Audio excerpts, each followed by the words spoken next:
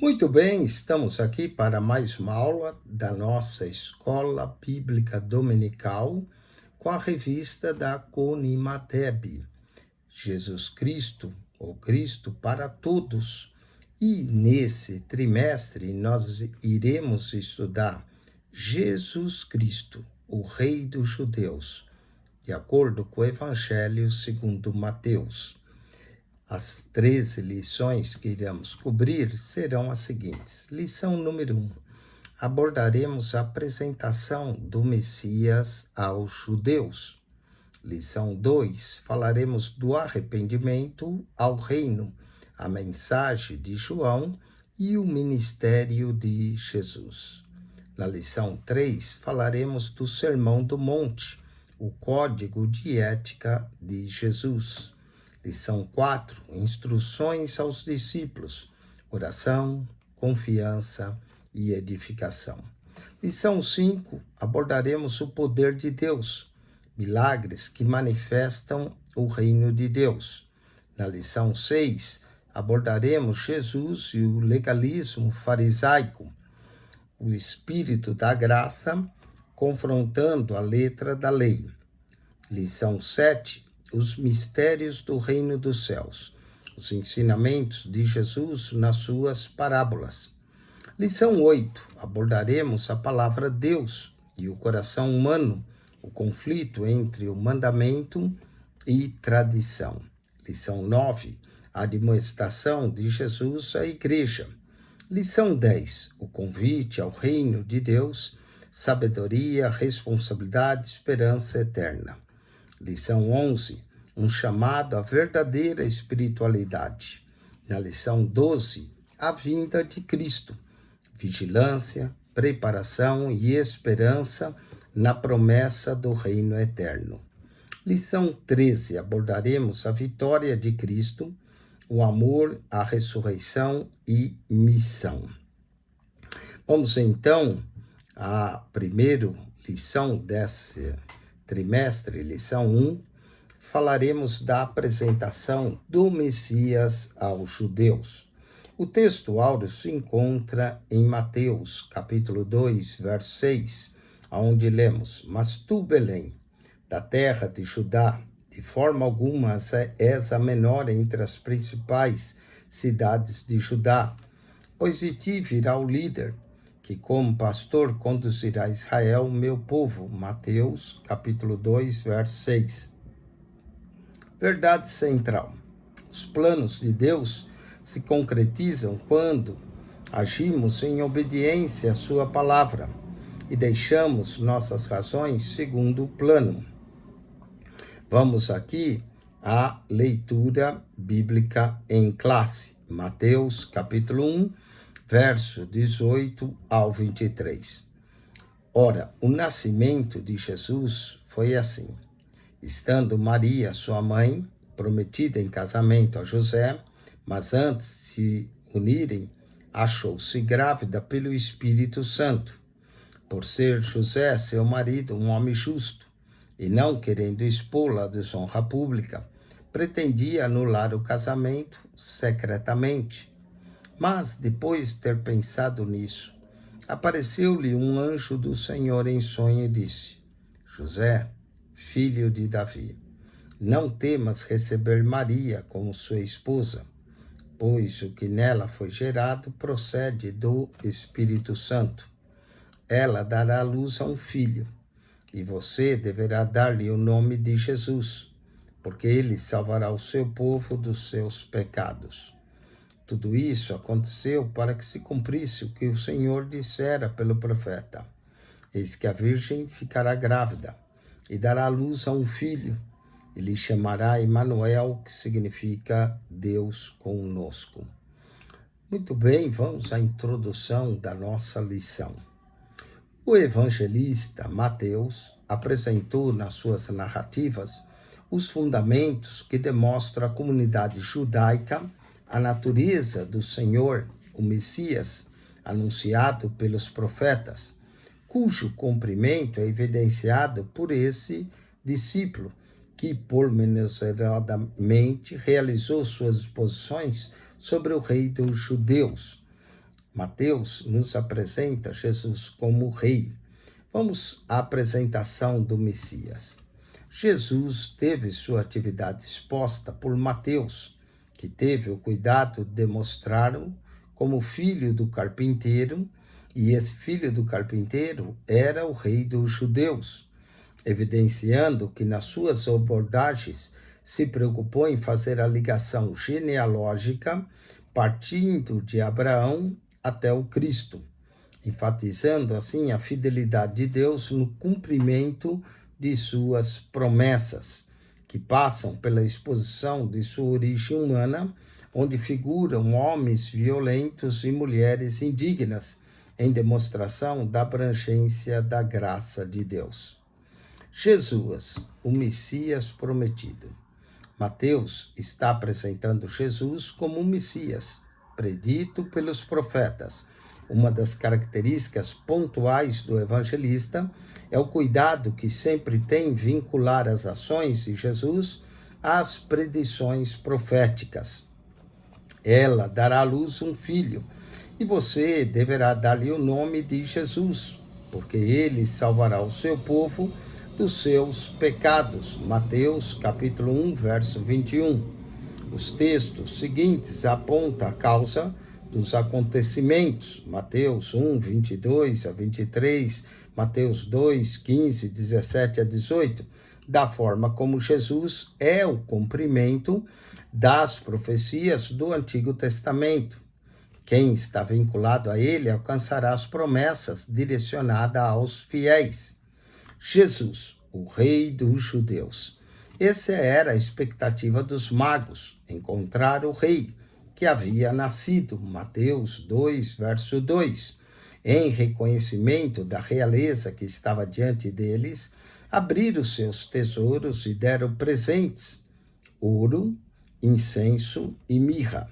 O ouro aponta para a realeza, o incenso para o sacerdócio e a mirra para o sofrimento de Cristo. Depois se prestarem a sua adoração. O seu nascimento colocou em risco o governo de Herodes, causando-lhe perturbação, Mateus 2:3, resultando na ordem para matar todas as crianças de 2 anos de idade para baixo. Isso demonstra que quando o rei dos judeus, Jesus, está presente, toda a estrutura de governo contra ele se desestabiliza. E do mesmo modo como Jesus foi preservado por cuidado divino, assim também aqueles que estão em Deus serão guardados dos ataques dos Herodes do presente século. Falemos de Jesus, o Emanuel, o Deus conosco. A presença humana do Pai, Mateus 1:23. No decorrer do ministério terreno de Jesus, ele cumpre a promessa da presença do Pai, indicando que ele não é apenas um homem, mas Deus habitando entre nós, realizando curas, Mateus 9:60, demonstrando autoridade sobre a natureza, Mateus 14:25, e sobre tudo que há no céu e na terra, Mateus 28:18. Receber o Messias era para os judeus a garantia da presença de Deus. De semelhante modo, a recepção de Cristo resulta na presença divina em todos os momentos e circunstâncias da vida que era cristã. Somos alcançados pela graça divina, que promove a salvação para todos os homens que a buscarem. Vamos ao ponto 2 da nossa lição. Falemos das personalidades indignas presentes na genealogia de Jesus. Na genealogia, ou seja, na linhagem da realeza, figura algumas personalidades que provavelmente não seriam apresentadas como ancestrais de uma família real.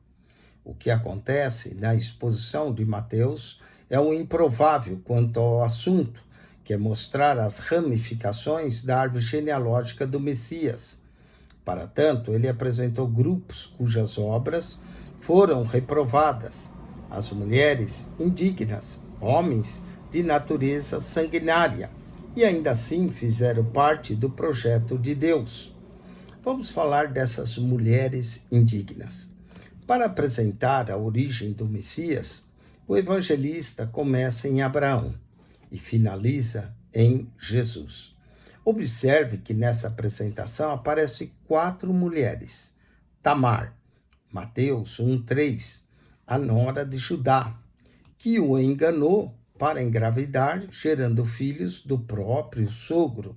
Gênesis 38, 24 a 30. A outra mulher, Raabe, Mateus 1:5, era a prostituta de Jericó, que escondeu os espias, Josué 6:17. Ruth, a moabita, politeísta, Ruth 1:22, que se juntou ao povo de Deus e se tornou avó de Davi. E Batseba, mulher de Urias, que adulterou com Davi, segundo Samuel 11:3 e 12:24, que gerou a Salomão, Mateus 1:6. Esse contexto demonstra o quanto o rei dos judeus, antes de encarnar, teve nos seus ancestrais demonstrações que a sua manifestação traria redenção aos mais indignos e improváveis entre os homens. Mateus não ocultou informações em demonstração de que no Messias há lugar para todos. Homens de natureza sanguíneas ou sanguinária. Roboão foi filho de Salomão e o primeiro rei de Judá após a divisão do reino de Israel. Sua insensatez em seguir conselhos rígidos causou a divisão das tribos. 1 Reis 11:43 e 12:1. Também vemos em 24:2, 2 Crônicas 10 e Mateus 1:7. Acás foi rei de Judá, conhecido por sua infidelidade a Deus. Acás praticou idolatria, sacrificando até mesmo seu próprio filho. Durante seu reinado, recusou-se a confiar em Deus, preferindo alianças políticas que enfraqueceram Judá. Está presente em Mateus 1:9. Manassés, filho de Ezequias, foi um dos piores reis de Judá, levando o povo à idolatria e à feitiçaria. Seu reinado foi marcado por grande maldade, mas no final de sua vida ele se arrependeu e buscou ao Senhor, segundo Crônicas 33, 1 a 13 e Mateus 1:10. Esses homens nos apresentam características nocivas ao povo de Deus, mas, a despeito de tudo, lograram lugar na árvore genealógica do Messias, uma prova de que há sempre espaço para a redenção em Cristo Jesus. Vamos ao ponto 2.3, a genealogia de Jesus e suas aplicações. Na genealogia de Jesus inclui homens e mulheres, judeus e gentios, justos e pecadores. Aqui temos uma demonstração que Deus usa os imperfeitos de todos os lugares e origem para cumprir seus propósitos. Hoje, essa verdade traz à memória que todos podem fazer parte da família do Senhor, independente do passado ou da origem. Não importa qual o grau de depreciação espiritual, nem o nível de rejeição social, se estiver no caminho do propósito divino, será alcançado pelo poder salvífico e terá o nome registrado não na calçada da fama, mas sim escrito nos céus, Apocalipse 2:17 e Apocalipse 3:5, como vencedor em Cristo Jesus. José, a demonstração de retidão e obediência. O nascimento do Messias foi uma demonstração miraculosa que envolveu a ação do Espírito Santo, que gerou em Maria o Salvador do mundo.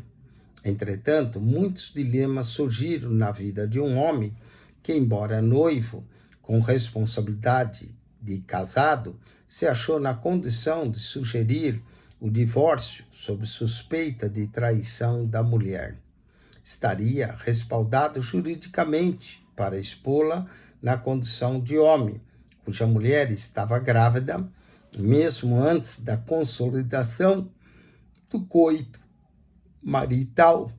Estas situações apresenta como um homem demonstrou misericórdia, obediência, retidão e amor pela causa divina. Vejamos a misericórdia de José. Nos tempos bíblicos, na cultura social da época do nascimento de Jesus, o noivado era um compromisso mais sério, diferentemente da cultura ocidental. Era um ato solene, onde era necessário testemunhas que validavam o contrato e que não poderia ser quebrado particularmente, mas somente como um ato público em processo legal. Mas José aqui nos legou uma lição importante. Ficou em silêncio, como ato de misericórdia, para não colocar Maria em vias de apedrejamento, conforme previa a lei. Deuteronômio 22, 23 a 24. Preservou a integridade moral e física de sua família. Ainda que seja difícil a manifestação da misericórdia, é determinante para a proteção familiar e o cumprimento das promessas do Senhor. Falemos ainda da obediência de José. As pretensões de José estavam alinhadas com a lei de seu tempo, sendo ele um homem justo, de Caios, que significa íntegro. Estaria ele correto nas suas ações, se consolidar suas intenções, mas não o agiu. Embora certo dos seus atos conforme sua vontade, essa ação nos apresenta algumas lições. Primeiro, nem sempre o fato de estar correto, segundo a lei do seu tempo, pressupõe obediência à vontade divina. Segundo, entre a ação assertiva da publicação e a obediência no silêncio e integridade, José preferiu a segunda ação, obedecer ao Senhor. Não tema em receber Maria como sua esposa, Mateus 1:20. Sua obediência se consolida na sequência de Mateus 1:24. Os planos de Deus se concretizam quando agimos em obediência à sua palavra e deixamos nossas razões em segundo plano. Vamos aos dilemas pedagógicos de José. Todas as situações vivenciadas por José tiveram por finalidade amadurecê-lo e aproximá-lo ainda mais de Deus. Aquilo que parecia resultar em morte, uma gravidez improvável, reprovável segundo a lei, Deuteronômio 22, verso 23 e 24, apresentou a salvação para a humanidade, e a vida venceria a morte para sempre, Mateus 1:21.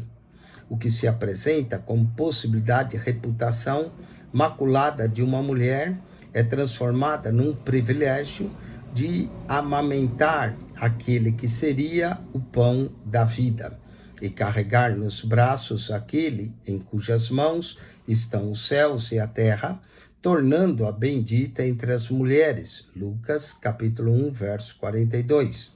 Conclusão.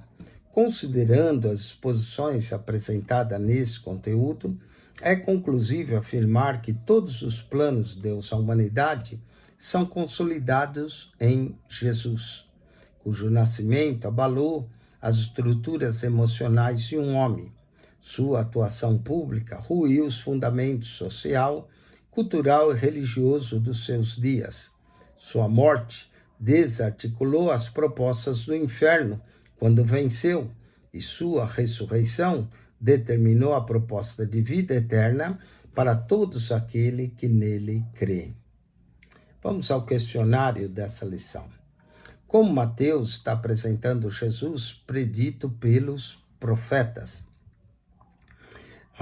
E aqui a resposta a essa pergunta de como Mateus apresenta Jesus predito aos profetas, ele apresenta ele como cumprimento das profecias e como o Messias. Segundo, qual era a expectativa dos magos? E a resposta era encontrar o rei que havia nascido. Terceiro, qual foi o primeiro rei de Judá após a divisão do reino de Israel? E a resposta é Roboão. Quarta pergunta: qual era a finalidade das situações vivenciadas por José? E a resposta era amadurecê-lo e aproximá-lo ainda mais de Deus. E quinta e última pergunta: ainda que seja difícil a manifestação da misericórdia, é determinante para resposta à proteção familiar e o cumprimento das promessas do Senhor. Bom, espero que você tenha gostado dessa aula de hoje e que você estude para a semana que vem, onde nós vamos falar do arrependimento ao reino, a mensagem de João e o ministério de Jesus. Também convido você a subscrever o nosso canal no YouTube, PR Eugênio Piacentini, o canal da Bíblia. PR Eugênio Piacentini, o canal da Bíblia. Entre no canal, clique naquela foto redonda, vai lhe aparecer um menu, clique no playlist. Ali no playlist você vai encontrar um total de 256 pastas com mais de 7.700 vídeos para você. PR Eugênio Piacentini, o canal da Bíblia. Subscreva.